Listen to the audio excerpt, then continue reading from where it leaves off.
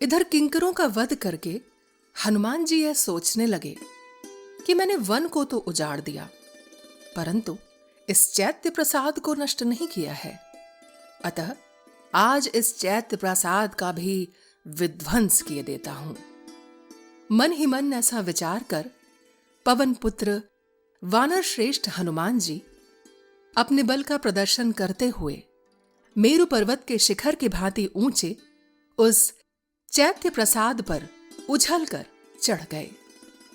उस पर्वताकार प्रसाद पर चढ़कर महातेजस्वी वानर यूथपति हनुमान तुरंत के उगे हुए दूसरे सूर्य की भांति शोभा पाने लगे।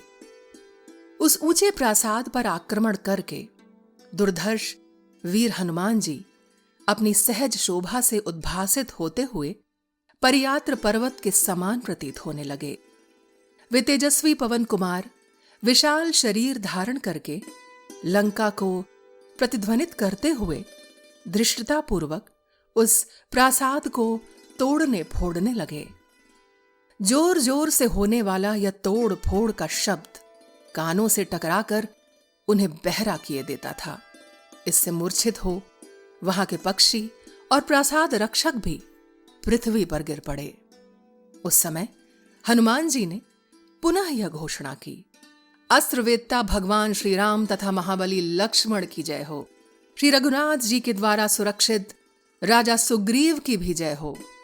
मैं अनायास ही महान पराक्रम करने वाले कोसल नरेश श्री रामचंद्र जी का दास हूं। मेरा नाम हनुमान है। मैं वायु का पुत्र तथा शत्रु सेना का संहार करने वाला हूं। मैं हजारों वृक्षों और पत्थरों से प्रहार करने लगूंगा। उस समय सहस्त्रों रावण मिलकर भी युद्ध में मेरे बल की समानता अथवा मेरा सामना नहीं कर सकते। मैं लंकापुरी को तहस नहस कर डालूंगा और मिथिलेश कुमारी सीता को प्रणाम करने के अनंतर सब राक्षसों के देखते देखते अपना कार्य सिद्ध करके जाऊंगा। ऐसा कहकर चैत्य प्रसाद पर खड़े हुए विशाल काय वानर यूथपति हनुमान राक्षसों के मन में भय उत्पन्न करते हुए भयानक आवाज में गर्जना करने लगे। उस भीषण गर्जना से प्रभावित हो सैकड़ों प्रासाद रक्षक नाना प्रकार के प्रास, खड्ग और फरसे लिए वहां आ गए। उन विशालकाय राक्षसों ने उन सब अस्त्रों का प्रहार करते हुए जहां पवन कुमार हनुमान जी को घेर लिया, विचित्र गदाओं, सोने के पत्र जड़े हुए परिघों और सूर्यतुल तेजस्वी बाणों से सुसज्जित हो वे सब के सब उन वानर श्रेष्ठ हनुमान पर चढ़ आए। वानर श्रेष्ठ हनुमान को चारों ओर से घेर कर खड़ा हुआ राक्षसों का वह महान समुदाय गंगा जी के जल में उठे हुए बड़े भारी भंवर के समान जान पड़ता था।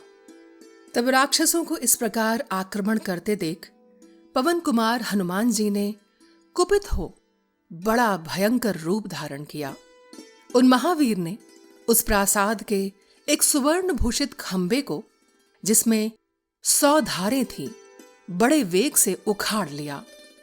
उखाड़कर उन महाबली वीर ने उसे घुमाना आरंभ किया। घुमाने पर उससे आग प्रकट हो गई, जिससे वह प्रासाद जलने लगा। प्रासाद को जलते देख वानर यूथपति हनुमान जी ने वज्र से असुरों का संहार करने वाले इंद्र की भांति उन सैकड़ों राक्षसों को उस खंबे से ही मार डाला और आकाश में खड़े होकर उन तेजस्वी वीर ने इस प्रकार कहा, राक्षसों, सुग्रीव के वश में रहने वाले मेरे जैसे सहस्त्रों विशालकाय बलवान वानर श्रेष्ठ सब ओर भेजे गए हैं।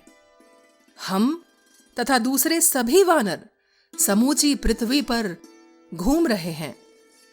किन्हीं में 10 हाथियों का बल है तो किन्हीं में 100 हाथियों का।